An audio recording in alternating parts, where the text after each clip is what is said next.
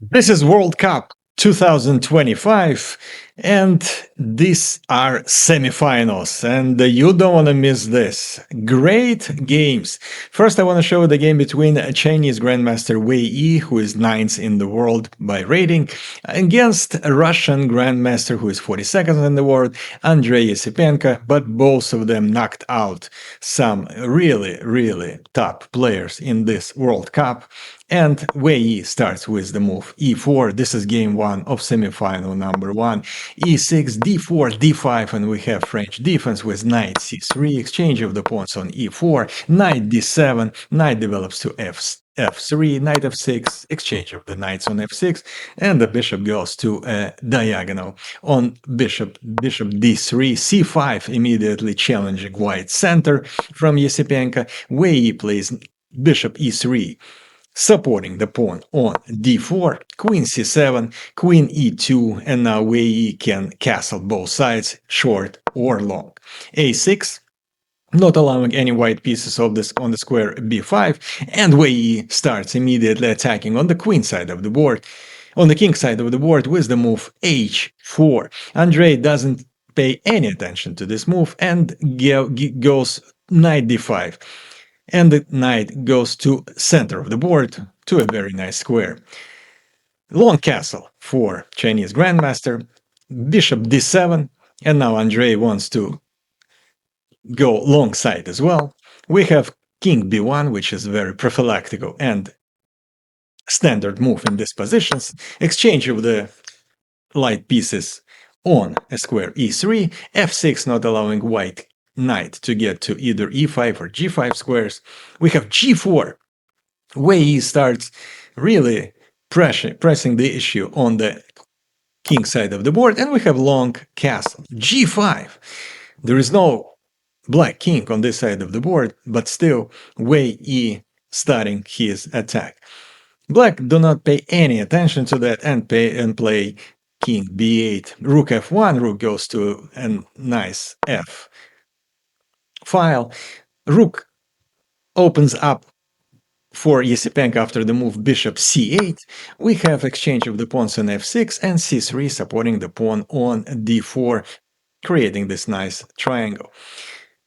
Rook g8. The rook is on the open file. Rook belong on open files, and this position is slightly better for black already. Knight d2, the pawn on f6 is under attack, f5 protecting this pawn, and knight b3. The knight maneuver is complete. It went from f3 to b3, kind of attacking the pawn on c5. It's not under attack yet, but in some variations it will be. Rook g4 is a very nice move by Esipenko. He challenges the pawn on h5, has to be protected, and Wei Yi plays h5. Rook h4, that's a very tricky move. Actually, black are threatening to win a piece, because if white are not careful with the next move, black will play rook h2, attacking the queen, and after queen goes away, there would be a move c4, forking the bishop and the knight. Now c4 is not possible because both the queen and the bishop are protecting that square.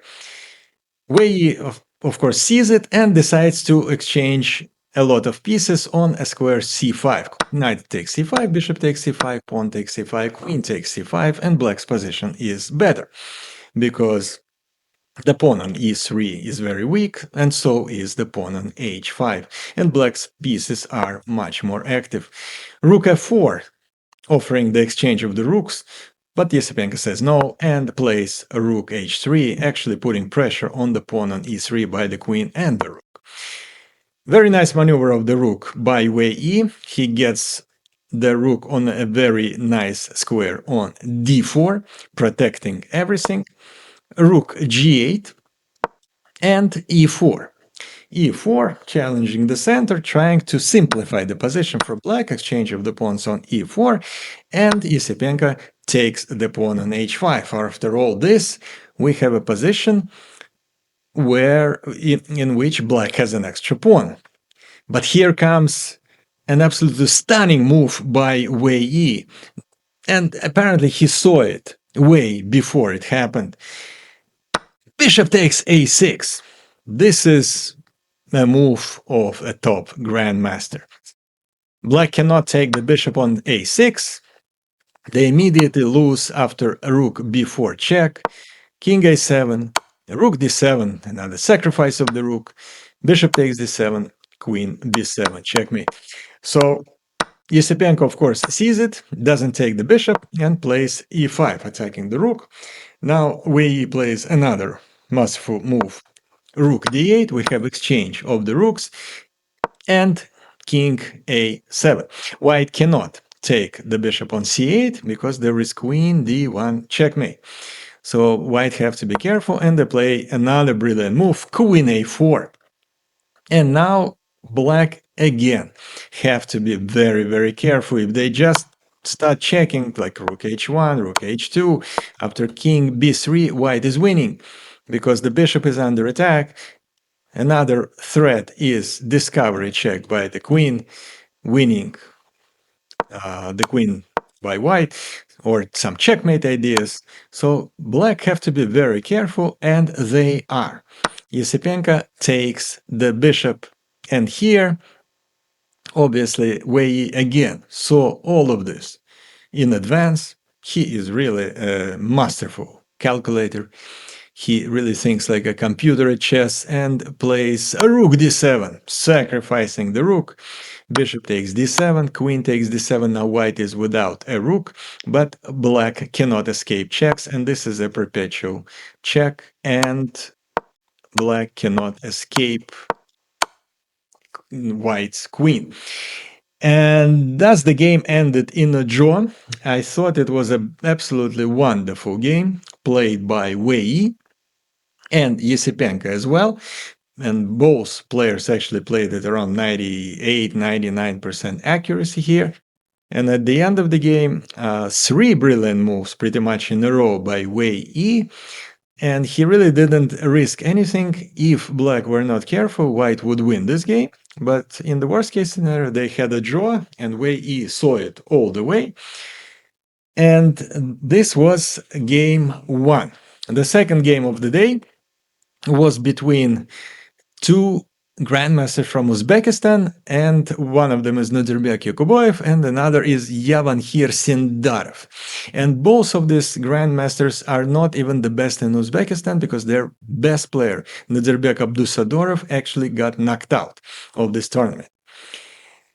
We'll tell you in advance that this game was pretty much perfect. 99.3 accuracy by Nodirbek Yakubboev, 99.4 accuracy by Sindarov.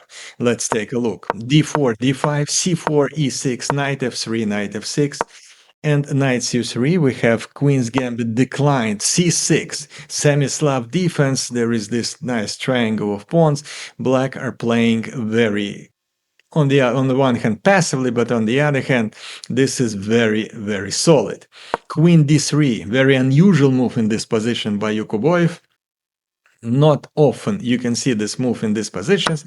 We have exchanged the pawns on c4, b5, immediately challenging white's queen. The queen goes away, and bishop develops to b7, e4. White seemingly control the center, but black do not have problems with this position because they play b4, attacking the knight, and knight has to go to the edge of the board, knight a4. Both players are making these moves without thinking. Queen a5, the knight is under attack, it has to be protected, and Nodirbek protects it by the move b3. Here comes c5, challenging the center. Also look at the bishop on b7, who becomes a monster. Knight is also looking at the pawn on e4, and all of a sudden, in this position, Nodirbek Yakubboev thought for 28 minutes. 28 minutes after he himself pretty much offered this opening by playing an unusual move, queen d3. So something went wrong in his preparation, and his opponent actually was playing absolutely without even thinking. Queen b5 check was the correct move, by the way, made by white, although he had to think about it for a very long time. Queen b5, queen takes b5, bishop takes b5, check. Bishop c6 is a very correct answer. Exchange of the bishops, e5 attacking the knight, knight goes to d7, we have more exchanges on the square c5, and after everything is exchanged, this is a pretty equal endgame. We have bishop d2 developing the bishop, long castle, rook c1, that's a little bit annoying for black because now all these pieces are like x-rayed and attacked, but black have a very nice move, rook d5. Not only protecting the bishop on c5, but also attacking the pawn on e5 with the rook and the knight. Bishop e3, exchange of the bishops, and king b7, because the knight on c6 was under attack. So in this position, black seemingly have a little better position because white have very weak pawns, double pawns on e3 and e5. But on the other hand, white have an extra, an open file f for the rook. And after castling, this is what could be a problem because the pawn on f7 could be under attack.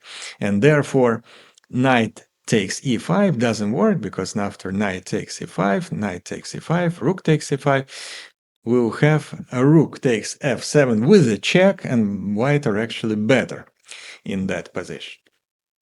Javokhir played h6, and we have a rook c4.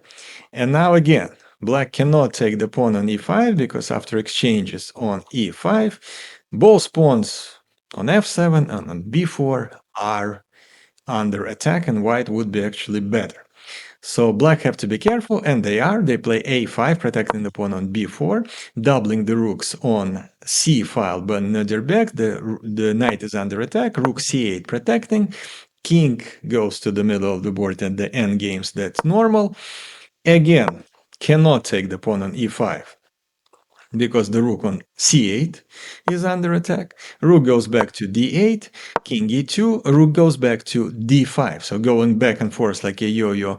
Javokhir Sindarov definitely offering a draw pretty much, saying that I do not have anything here to win. Nodirbek decides that he still tries to do something to win the game. h4, h5, blocking the king side pawn chain. Rook goes back to d7 and rook g4, attacking the pawn on g7, but not a big threat because simply f6 protects the pawn on g7 by the rook. We have exchange of the pawns, and after rook c4 and rook g7, both players decided that it's better to keep energy for game 2 because this is really a Jewish position and no sense of playing it any further. Although Nodirbek Yakubboev, who played white, had only 1 minute and 16 seconds left on the clock, and his opponent has 26 minutes and 14 seconds, and probably could use the time pressure for Nodirbek, who had to make 10 moves in 1 minute, but decided not to test his opponent's ability to play basically blitz, and again decided that the draw is better. If you like the video, I would appreciate if you subscribe, leave a comment. I'm really interested to know who you think would win the World Cup out of those 4 remaining players. Subscribe, like. Thank you for watching.